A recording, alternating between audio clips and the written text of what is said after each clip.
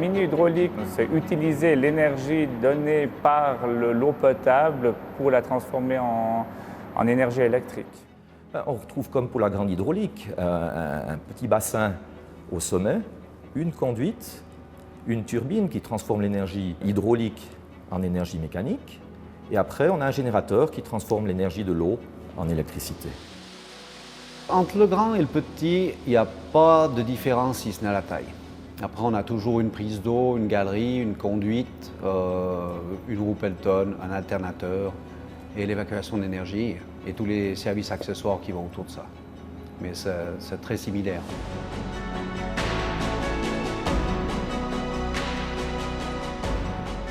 Le chef de projet, c'est la conduite d'un projet, c'est-à-dire de la phase de lancement jusqu'à la phase de clôture. On part d'une feuille blanche et puis on arrive avec une installation qui fonctionne. On va regarder ces plans alors. Comme je t'ai dit, c'était les plans de la station au barrage. Ça, c'est par rapport au barrage, juste une vue globale. Okay. Et puis là, on voit le trajet. Le trajet actuel de la conduite, le canal de fuite. À la sous-station actuelle, on va rajouter le mini-turbinage.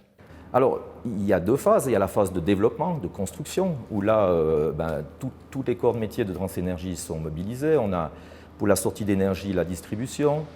Pour le câblage, les électriciens d'usine, les mécaniciens d'usine.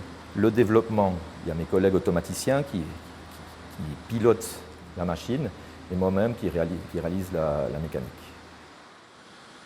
Et après, il y a la partie réalisation où on va travailler en équipe déjà, c'est-à-dire on va concevoir les schémas électriques pour ma part, concevoir les schémas électriques, on va devoir programmer des automates, programmer une supervision, puis établir la mise en service.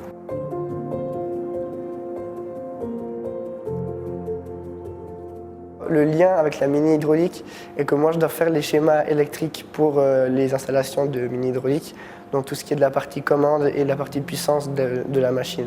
Concrètement, alors, je suis dans un bureau la plupart du temps et je travaille avec les ingénieurs pour faire les schémas électriques comme eux le veulent, avec les fonctions qu'ils désirent et tout ça.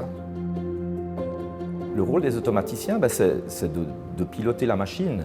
En fonction des arrivées d'eau, eh bien, on doit piloter la machine pour qu'il y ait toujours de l'eau dans la conduite et on doit aussi s'assurer la sécurité de la machine, contrôler la vitesse, contrôler les pressions et gérer tout ça, gérer un démarrage. Quand on démarre la turbine, quand on l'arrête, il y a beaucoup de capteurs qui sont sur ces machines. Et bien, le rôle de l'automaticien, c'est de surveiller tout cet ensemble et puis d'appliquer les stratégies qu'on a développées pour le turbinage. Par exemple, plusieurs usines, on a deux turbines.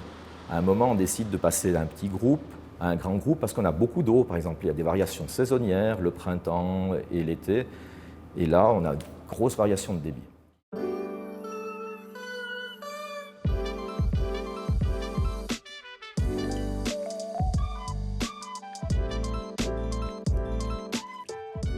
L'avantage qu'on a à Transénergie, c'est qu'on fait les deux. On a toute la partie projet, où là, on est au bureau. Et après, la partie, je dirais, la plus excitante, c'est les mises en service, c'est les tests sur place. Et c'est là où on collabore vraiment avec les électriciens et les mécaniciens d'usine. Sur ces images, on a procédé au remplacement de la roue Pelton pour l'installation de nos turaises, avec les apports d'eau qui sont quand même relativement chargés en sédiments. On a une usure assez rapide sur la roue.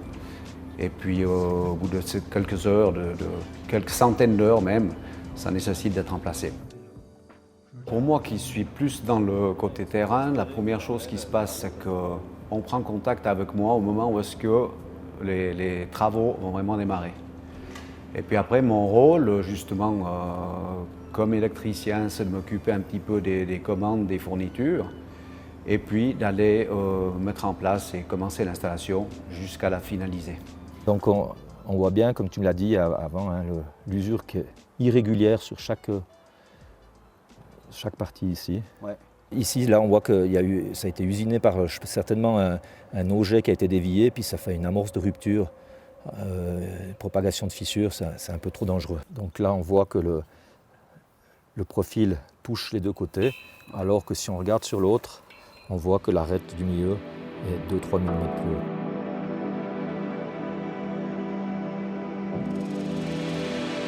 Ici à Orsières, on a la chance d'avoir plein de sites en hauteur dans les montagnes, donc on voit toujours des jolis paysages.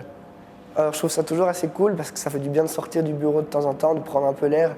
Et c'est souvent sur des endroits différents.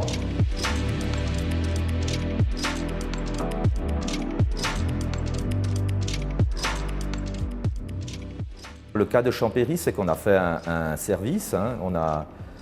On a fait de l'entretien à la machine et puis on a fait quelques travaux accessoires pour améliorer le fonctionnement. On a meulé le canal de fuite pour faciliter l'évacuation de l'eau et on avait un problème sur la vanne principale qui se fermait. On a fait venir le sous-traitant.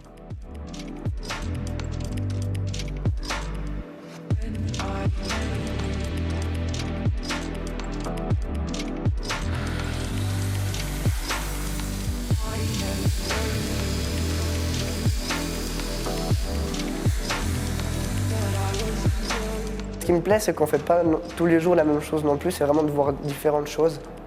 Et suivant dans quelle entreprise on travaille aussi, ça peut beaucoup changer, ça peut beaucoup varier.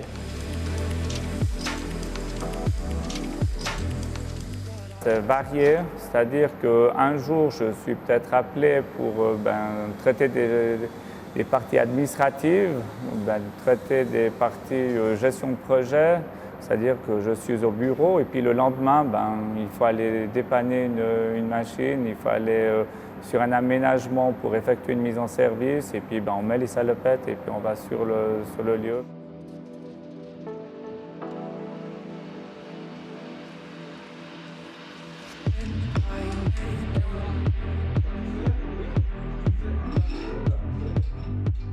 Ce qui me plaît dans ce métier, c'est la variété. Je peux faire de l'électricité, je suis amené sur des pannes, je participe à des projets, j'ai de l'administratif, on a des contacts avec des fournisseurs. On voit quand même relativement souvent les collègues qui sont de Drance Énergie basés sur les autres sites. Donc c'est un petit peu toutes ces choses qui font que j'aime ce métier.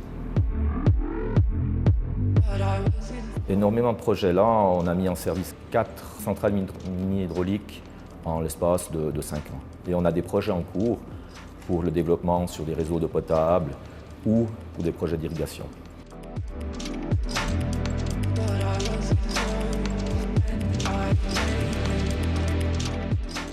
Souvent, quand on a le projet, on se voit déjà avec l'installation finie, etc. Mais vraiment, il y a plein d'étapes à suivre. Et puis, je crois que c'est important de les respecter et de travailler de manière méthodique. C'est un métier où ça évolue beaucoup, et vite surtout, donc on doit toujours être à jour, toujours apprendre de nouvelles choses. Le rôle de la mine hydraulique, c'est de valoriser de l'énergie. On a de l'eau qui s'écoule dans des tuyaux et puis on n'en fait rien. Et on sait qu'aujourd'hui, le besoin énergétique est énorme et il faut le combler par des énergies renouvelables.